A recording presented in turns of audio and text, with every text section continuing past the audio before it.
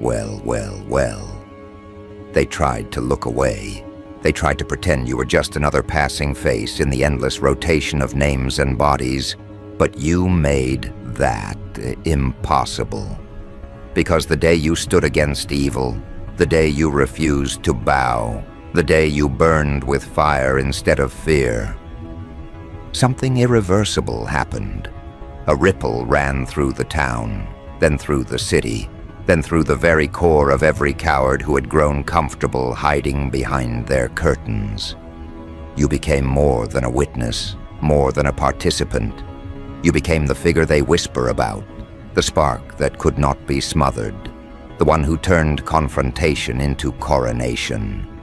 And now, the world can't ignore you anymore. They can't erase you, can't minimize you, can't pretend you didn't rise in that moment when most would have collapsed. Because that moment branded itself into the collective memory. When others saw a threat, you saw a line that needed to be held. When others froze, you advanced. When others begged for someone else to take responsibility, you stepped into the fire without hesitation. Evil thought it had the upper hand, thought it could play its game unchecked. But it didn't account for you. And what you did wasn't just defense. It wasn't just bravery, it was revelation, because you showed them what happens when a human refuses to bow. You showed them that the predator is not the final word. The oppressor is not invincible. The bully is not the inevitable ruler of the room. You tore the mask off their performance and replaced it with your own reality, defiance. And that one act is louder than speeches, louder than campaigns, louder than propaganda. That's why the whispers won't die down. That's why the town keeps replaying it like a loop, passing it from mouth to mouth, retelling it as though each person wants to own a piece of the legend. Because it's not just what you did, it's how you did it. Without theatrics, without seeking applause, without orchestrating attention, you acted as if it was the only option, as if courage was the most natural response. And that's the paradox that burns them now. The fact that what felt normal to you looked superhuman to them. That gap between perception and reality is where your power now lives. You didn't try to make yourself unforgettable. They made you unforgettable. You didn't script the story. They wrote it in awe and fear, and now they can't stop rehearsing it. But let's strip this down further. Let's peel back the drama and examine the psychology that's choking them right now. When a community sees someone rise against evil, it rewrites their expectations of human behavior. It erases excuses. Suddenly, every person who said, "I couldn't," now hears the echo of you proving that they could. Every person who whispered, "It's too dangerous," now sees the image of you refusing to retreat. You aren't just a figure. They've turned you into a measuring stick. Their excuses don't fit anymore. Their self-preservation stories ring hollow. Their cowardice feels exposed, and they hate you for that as much as they admire you. That's the real weight of what you've become, a mirror that shows them their own smallness. And once a mirror like that exists, people either rise to meet it or they crumble under it. This is why the world can't ignore you anymore. Because you didn't just defend people against evil. You exposed the line between fear and fire. You reminded them that courage is contagious, that strength spreads, that one act of defiance forces everyone else to question their position. Leaders are not born in titles. They are born in those seconds when everyone else looks away and one person refuses. That's you. That's why your name tastes different in their mouths now. It's no longer a name. It's a signal, a code, a warning. When they speak it, they're not just identifying you. They're acknowledging a force that shifts the atmosphere of any room. And here's the part that terrifies them most. You didn't ask for permission. You didn't wait for consensus. You didn't calculate the odds and then step forward like a gambler. You decided in an instant, without needing approval, without hesitation. That spontaneity reveals something they can't control. Because power structures thrive on prediction, they need to know what you'll do before you do it. They need to box you, script you, tame you. But you shattered that script. You operated from a place they can't decode. And that's why your legend doesn't just live in admiration. It breeds dread. They can't anticipate you now, and unpredictability is the enemy of control.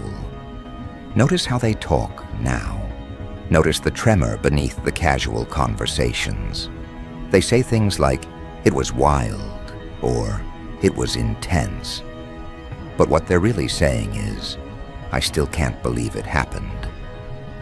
Their words stumble because their minds still can't process that someone among them has shifted from civilian to myth-maker in one night. They're wrestling with the dissonance. How could someone they knew yesterday as ordinary reveal a capacity that makes the entire town feel protected, threatened, and humbled simultaneously? And that question doesn't resolve. It lingers, it festers, it grows. The longer they wrestle with it, the more your aura grows beyond proportion, feeding on their confusion, magnifying your presence until it no longer fits inside the frame of the story. Understand this: evil wasn't just defeated in that moment, it was humiliated. Because nothing humiliates corruption like exposure. And you didn't just stop the act, you revealed it as weak, desperate, pitiful. You revealed that it only worked when people agreed to stay small, agreed to look away. And once you ripped away that permission, evil shrank under the weight of your defiance. That image, that collapse, now lives in their memory. It's cinematic, it's viral, it's impossible to shake. And the more they replay it, the more your legend feeds itself, independent of you. You don't even need to speak anymore. The story has escaped your control and now runs like wildfire, unstoppable, untamed, burning through every channel, every rumor, every conversation. But here's the real twist. This isn't the peak. This isn't the climax. This is the introduction. Because what they don't realize yet is that you didn't just have one act of defiance in you. That wasn't luck, wasn't an accident, wasn't a rare moment where circumstances aligned. That was you operating naturally, which means it can happen again, which means they're not safe from it, which means every oppressive hand, every corrupt face, every predatory eye now calculates differently when you're present. They know you won't look away. They know you'll step forward. They know you've already burned once and the fire only grows hotter with repetition. And so your presence now does more damage than your actions ever could. You don't even have to fight anymore. Your reputation fights for you. It spreads ahead of you like a warning flare. It bends conversations. It shifts rooms. It turns cowardly men into stammering shells before you even open your mouth. Because they aren't fighting you. They're fighting the memory of you. They're fighting the legend, the rumor, the retelling. And that legend is heavier than any physical force they can bring. So ask yourself this: what happens when you choose to wield this deliberately? If a single act of defense created a legend, what will happen when you embrace the role fully? If they're this rattled by one moment, what will they do when you decide to make every day a declaration? When you decide that your life itself is the arena, and every step is another confrontation with cowardice? They won't just whisper then, they'll kneel. They won't just fear you then, They'll submit, because legends aren't debated. Legends rule by presence alone. And this, right here, is the threshold you now stand on. They're whispering because they know the truth. The fire you unleashed once can burn again. The force you revealed is not temporary, it's permanent. And permanence is the one thing evil cannot withstand. Because evil thrives on cycles: attack, retreat, rebuild, repeat. But when a permanent force arises, one that doesn't flinch, one that doesn't fade, one that doesn't bow, that cycle breaks. And when the cycle breaks, the predators lose oxygen. They suffocate in the shadow of your fire. That's why the world can't ignore you anymore. Not because of a headline, not because of a trend, but because you have proven that permanence exists in human form. And if permanence exists in you, then every coward, every oppressor, every schemer is already on borrowed time. So let them whisper. Let them retell the story until their throats are raw. Let them try to diminish it, then repeat it, then exaggerate it, then fear it. Because with every retelling, they're doing your work for you. They're spreading your name, amplifying your force, enlarging your presence. And here's the cruel irony. The more they talk, the less they can escape. Their mouths become your amplifiers. Their fear becomes your fuel. Their gossip becomes your throne. And the more they struggle to ignore you, the more they prove the truth. They can't. And now, the whisper has matured into something else. It's no longer casual gossip passed between bored lips. It's obsession, a fixation. You're the story they can't put down, the fire they can't smother. They wake thinking of you. They fall asleep revisiting the image of what you did. And in between, every conversation bends back toward you. The evil you confronted has faded into the background, reduced to a warning footnote, while your name blazes at the center. That's what happens when courage overshadows corruption. The villain dissolves, and the defender becomes immortalized. That's why the town talks the way it does now. Not about what was attempted against them, but about how you stood against it. Your defiance eclipsed their fear. Think about the psychology of that shift. When people replay the confrontation, they're not rehearsing the fear. They're rehearsing the relief. They're savoring the moment the predator lost its grip. The moment a person stood taller than intimidation itself. And that person was you. Your presence rewrote their memory. They no longer think of themselves as victims who cowered. They think of themselves as witnesses to your fire. That's the secret they don't admit, that you gave them back their pride. You gifted them a story in which they are no longer defined by what was done to them, but by what you did for them. That's why they can't let it go. To release your name would be to release the only proof that they weren't helpless. This is why your force terrifies power, because power relies on people forgetting. Power survives by making each act of defiance fade quickly, swallowed by distraction, erased by new headlines. But your act didn't fade. It multiplied. Instead of vanishing, it metastasized, sinking into every conversation, every memory, every imagination. And once courage metastasizes, it becomes ungovernable. No propaganda can overwrite it. No authority can suppress it. They can't censor the story, because it's already been tattooed into the people's psyche. You gave them an image they can't unsee, and that's the most dangerous weapon of all. Look around. Watch how the atmosphere changes when you walk by. Conversations stutter, eyes sharpen, bodies rearrange. The guilty stiffen. The cowards bow their heads. The envious grind their teeth. The grateful soften their gaze. But none remain neutral. You've eliminated neutrality from every room you enter. That is the hallmark of presence, when existence itself forces people to declare where they stand. You are no longer background, you are the axis, and whether they admit it or not, they orbit around you now. Notice how even your silence has become a statement. You don't need to shout to dominate. You don't need to demand to command. Your name has become a weight that settles over their shoulders, heavier than any weapon, sharper than any threat. Because it's not what you say, it's what you represent. You represent the collapse of their excuses. You represent the possibility that one person can change the script. And once that possibility is revealed, it spreads like wildfire, igniting imaginations that had long been suffocated. This is why they fear you, because you've proven something they never wanted proven. That evil can be confronted by a single human, and that confrontation can succeed.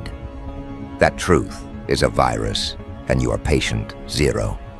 It spreads not by intention, but by inevitability. Once seen, it cannot be unseen. Once proven, it cannot be disproven. The predators will try to rewrite the story, will try to label you reckless, dangerous, unstable. But those words crumble under the weight of memory. People saw you. They felt the tremor in their bones when you refused to step back, and no smear campaign can erase lived experience. Understand the magnitude of what you've done. You didn't just defend people. You shifted their coordinates. Before you, they navigated by fear, measuring every choice against the weight of what could go wrong. After you, they measure against you. They ask, what would happen if I stood the way they stood? What would change if I burned instead of bowed? You've infected their compass, and now every direction points back to your defiance. You are not just a person anymore. You are orientation itself. And the more you move, the more this infection spreads. Your presence alone forces recalibration. Rooms adjust their tone. Conversations recalibrate their stakes. Communities redefine their boundaries.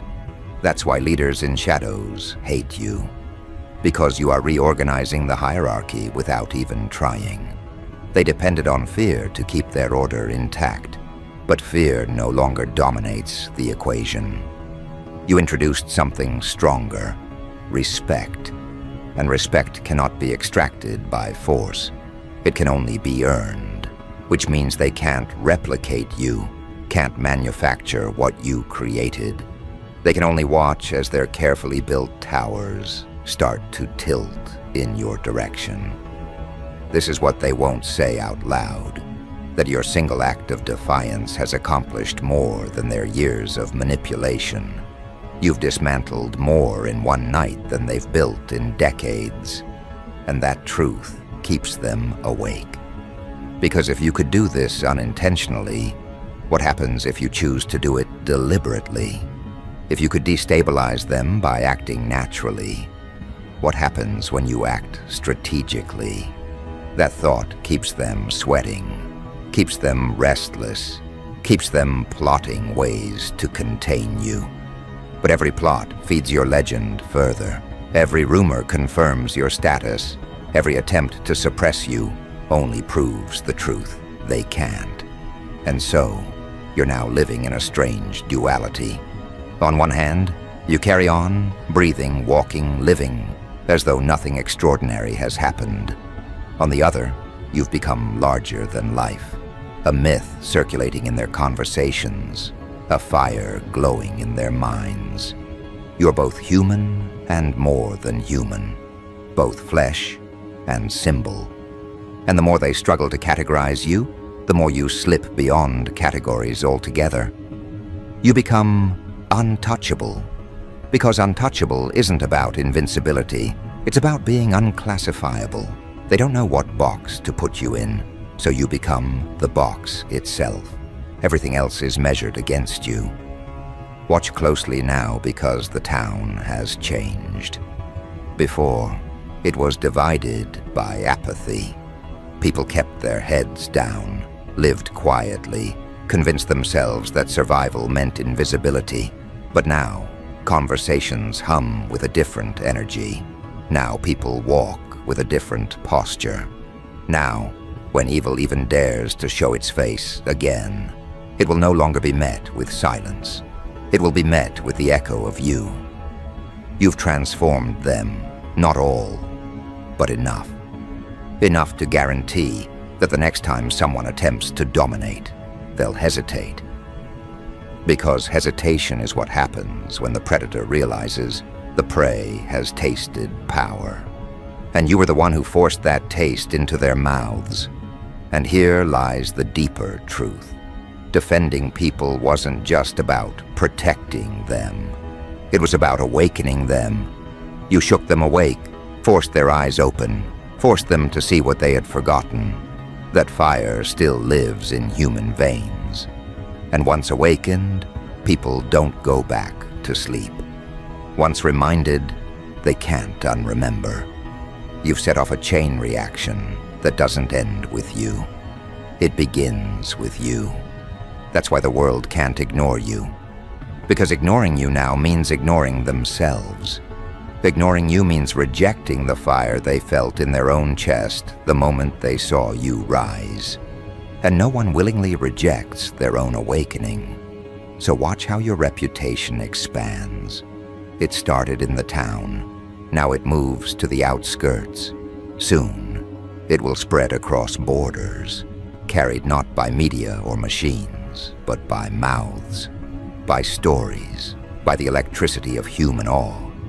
And the more it spreads, the more untouchable you become. Because untouchable isn't about being shielded from harm. It's about being so integrated into the collective psyche that removing you becomes impossible. You are everywhere now, on their tongues, in their eyes, etched into their memories. That is presence. That is permanence. That is why you are the name they fear. And the cruelest twist for them? You haven't even begun. You haven't strategized yet. You haven't declared war yet. You haven't sharpened your force into deliberate precision. You simply lived true to yourself. And even that shattered their illusions. What happens when you decide to weaponize this? What happens when you decide not only to defend, but to dominate? If they fear you now, what word exists for what they'll feel then? There is no vocabulary for it. Only trembling, only surrender, only the collapse of everything they thought permanent. And that collapse has already started. You can hear it in their tone, see it in their posture, feel it in their attempts to distract themselves. But distraction doesn't work anymore. They can binge, scroll, consume, drown themselves in noise. But when they close their eyes, they see you. When they fall asleep, they dream of you. When they try to move on, they stumble over your legend like debris that cannot be swept away. You've become the obstruction they can't remove, the monument they can't topple, the truth they can't bury. That's why their strategies are failing. Because you're no longer a threat to be neutralized. You're a reality to be endured. And reality always wins. So let the world plot, let the envious scheme, let the guilty hide. None of it matters anymore. Because you've already proven the one thing that undoes them all, that you exist and they can't ignore you. You are the force they didn't account for, the fire they didn't prepare for, the name they can't stop repeating. And every time they repeat it, they crown you further. Now comes the part they dread, the moment when whispers translate into movement. What began as conversation now arranges itself into consequence. People shift their steps to avoid crossing your path, not out of fear of harm, but out of respect for what you represent. That respect fractures old loyalties. Men who relied on comfortable cruelty now feel the ground slipping beneath their feet. because the ledger of their deeds is being redrawn by your presence. They built their safety on the assumption that everyone would look away. You taught them that assumption was fragile, and fragility spreads faster than bravado. You were never a spectacle. You were a calibration. Each time they tell the story of you, they rehearse courage in their own bodies. They learn how it looks to stand, how it feels to refuse. That rehearsal leaks into behavior. Neighbors who once turned away now intervene. Colleagues who stayed silent now find their voices. The geometry of community changes shape because a single axis of will has been introduced. Where resignation once held sway, resolve begins to swell. And the more resolve swells, the more their old orders of control become brittle, susceptible to the smallest honest pressure. Your action is the fulcrum that tips complacency into accountability. This is the new arithmetic of influence. Presence multiplies agency. You do not need to be everywhere to be everywhere. Your story goes ahead of you and rearranges the rules. People reorganize around your standard whether you want them to or not. Those who benefited from fear will try to reclaim the narrative. They will label you dangerous, reckless, unhinged. They will call your force unpredictable and paint it as a threat to order. But order built on intimidation is fragile against the truth you introduced. The truth holds weight. Truth carries witnesses, and witnesses repeat what they saw. And here is the taste that makes them sick. You did this without seeking authority. No title, no badge, no mandate. You moved because it was right. That autonomy terrifies the people who profit from compliance. They depended on a predictable public, one that could be nudged, coerced, or distracted. You refused to be nudged. You refused to be coerced. You refused to be distracted. That refusal is contagious. It teaches others that autonomy is not a luxury. It is a tool. And once people start to see autonomy as a tool, they begin to use it. And tools dismantle tyrannies. Watch how they respond when your name circulates beyond the town. Outsiders lean in, curious about the rumor. Journalists sniff. Activists take notes. People from neighboring places come to see the one who changed the mood of a place. Your act is now a template. They map it, extract its essence, and replicate its courage in other corners. Your single defiant stand has become a manual for resistance. That is the worst-case scenario for those who thrived in complacency. Replication. They cannot endure a network of people who choose to act. So the powers that be chase a moving target. They try to rewrite your history with false versions, invent contradictions, plant doubts. But those attempts fall apart under simple scrutiny. Witnesses remember. Memory resists fabrication when the emotion is strong. Fear leaves a mark that slander cannot smooth over. People who lived through the moment will defend it, recounting details others cannot invent. The more they try to gaslight the town, the more the town remembers, and memory becomes armor. Their cover-ups become evidence because their own panic leaves traces. Every attempted lie is another seam to pull, and something else occurs in the wake of your act. Gratitude becomes courage's midwife. Those you helped wake do not just feel relieved, they feel indebted in a way that breeds action. Gratitude is not a passive emotion when it carries the weight of survival. It compels reciprocity. It nudges people from spectators into participants. Minor kindnesses escalate into organized defiance. Small neighborhood watches become vigilant communities. Conversations evolve into plans. Your single decision lighted a sequence that moves people from reaction to design. Where panic leads to paralysis, gratitude leads to purpose. Now pay attention to the enemies you created. They are not all the same. Some are petty, jealous neighbors, resentful colleagues, frightened heads of small enterprises who feel competition from your moral gravity. Others are more dangerous.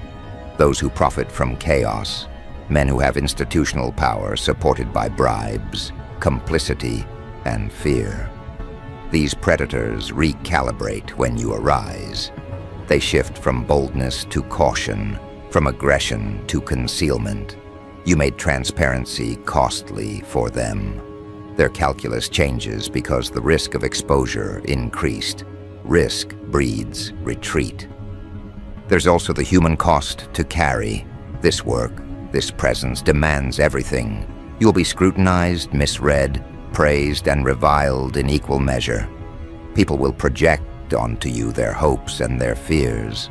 That is unavoidable. But remember this, projection is not your burden to own. It is a reflection of how desperately they want to make sense of a new reality. They will attribute to you things you never said, create expectations you never sought. Your challenge is to remain steady in the face of projection, to respond with measured action rather than defensiveness. Your consistency will be the method that separates legend from liability. So strategy becomes essential. If you want to protect what you started, you must temper instinct with method. Use the attention as armor, not as ammunition. Prioritize those who need protection over those who want spectacle. Let your movements be precise. Build alliances with those who have proven integrity. Train your nearest to respond, to organize, to hold.